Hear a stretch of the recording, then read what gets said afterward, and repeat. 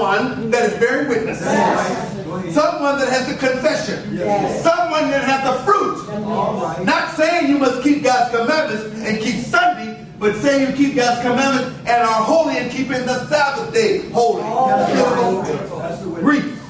He was not that light. He confessed, I'm not that light. But was sent. But was sent. To bear witness of that light. So don't come and say, well, Brother Boyd, if you so perfect, walk the water. I'm not the Christ. And God didn't give me to walk the water. And don't come over here at 425 Laconia Boulevard looking for your dead great-great-grandma to be raised. I'm not the Christ. John said, I'm just a voice. That's right. What God gave him, he stood for that. He confessed. If God give it to you, you can raise the dead. But God didn't give me that. God didn't give me to part the Red Sea. Now, I can't say what he's going to give me tomorrow, because tomorrow he promised to no one. But so far, God didn't give me to part the Red Sea. But if you want salvation, I'm a witness.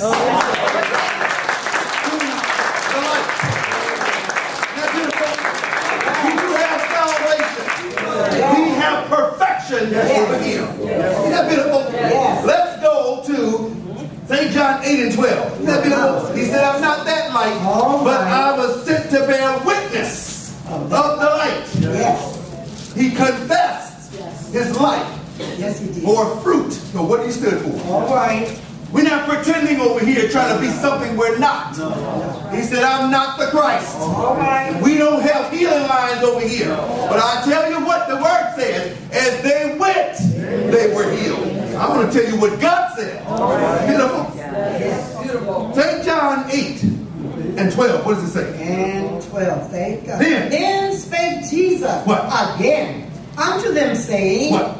I am the light of the world. I am the light of the world. What? He that followeth me shall not walk in darkness. So if you are following the Lord, you should be able to see where you're going. Your fruit should bear witness of the light. The fruit should bear witness, not what you're saying, because your mouth is your body. Because everything your body do is telling you something. Isn't that beautiful? The Lord didn't hobnob with the scribes and Pharisees. They followed him, but he didn't hobnob with them. The Lord didn't hobnob in Judaism. And we don't hobnob in Judaism or Baptistism or Presbyterianism. We don't hobnob with those. So in other words, no, we don't fellowship with them. No, we don't. And I don't call those that don't live holy my brother. No. Because the Lord said, who is my brother? He confessed and denied not. Who is my brother? Who is my mother? Who is my sister? Those that do the will of my Father. He confessed and denied not, just like God. They say I'm going to walk in Jerusalem just like John. But so many are confessing, but they're denying the power of God. Isn't that beautiful? Read it again. Then spake Jesus again. What? Unto them, saying, I am the light of the world. I am the light of the world. He that followeth me shall not walk in darkness, but shall have the light. You're going to have light. The light of light. Go to Isaiah 9. You're going to have light. That means you're going to have understanding. You're going to have knowledge. You're going to have wisdom. And you are going to have fruit. Not of darkness, but of the light. That beautiful? And everybody that see you going to be able to see that you're called by his name. That beautiful? You're not going to wonder. Now, I'm not talking about being called a Christian. Everybody got on a suitcase and you going to church. No, I'm talking about your light. And by your life, they're going to see you're holy. And truly, you are the Son of God. Whether you're male or female. And don't call the Son of God guys. Guys are not the Son of God. The Son of God is male and female. That's beautiful. They're called brethren. That beautiful? Isaiah 9 and 2. 9 and 2. Thank God. The people that walked in darkness. Hold it. That walked, not walking. Because you're talking about one that have seen the light and began to walk in it. The people that have walked in darkness. have seen a great light. A great light. They that dwell in the land of the shadow of death. What? Upon them hath the light shined. That's you and I. Yes, it is. And I'm talking about we that keep the commandments of God that live holy. Yes. Wherever you may be. Yes. Let's go to Ephesians 2. Yes. Ephesians 2 and 2. The people that walked in darkness have seen a great light. In other words, you need an example. You need somebody you can follow. I believe the scripture says, mark the perfect man and behold the upright. That's beautiful. Now, if you don't believe in perfection, you can't mark anybody. I don't see anywhere where it says mark the preacher. It says mark the perfect man. Because there's preachers many. But how many did God send? Just a few. Ephesians 2 and 2. Wherein in time past. In time past. Ye walked according to the course of this world. Listen to what it's saying. Ye walked. That means past tense. Ye walked according to the course of this world. That's darkness. Yes. What? According to the prince of the power of the air. In other words, all you did and all your moves were being motivated by that devil. From a babe. All right. It was motivated by the devil. If some don't believe that, we're going to read a little further. It's going to tell you. What?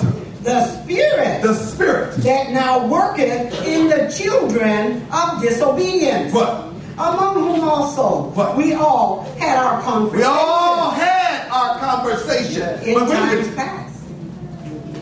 When you are heavenly, when you're in the commandments, all you want to talk about is God. And things that are right.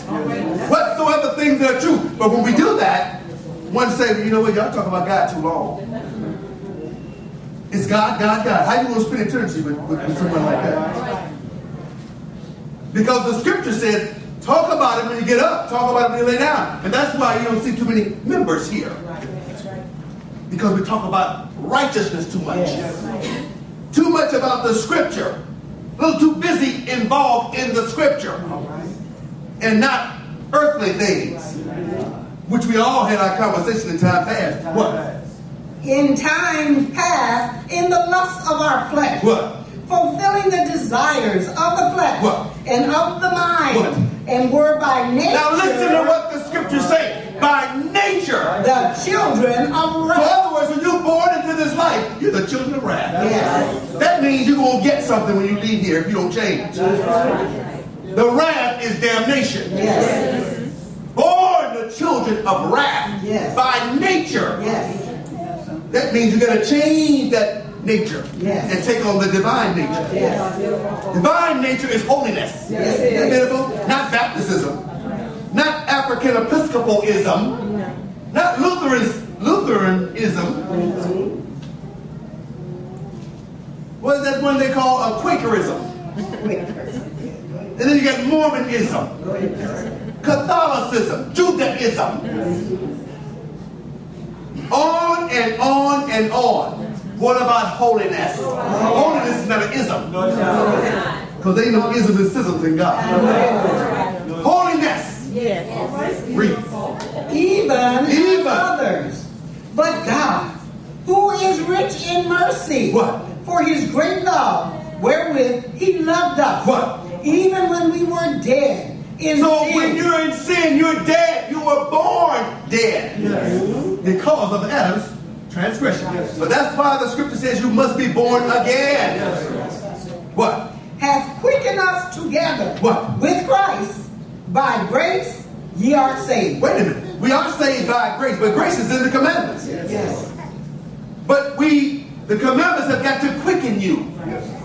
That's the word. Yes. It must quicken you. And when you're quickened, you bring forth fruits of righteousness. And your life confesses who you are. Let's go to St. John 3. Let's go to 4. Ephesians 4 and 17. People that walked in darkness have seen a great light. I'm grateful to know one day I saw a light. Yes. And that light was my sister Batiste. Then I saw greater lights. And the next thing you know, I was coming to the light.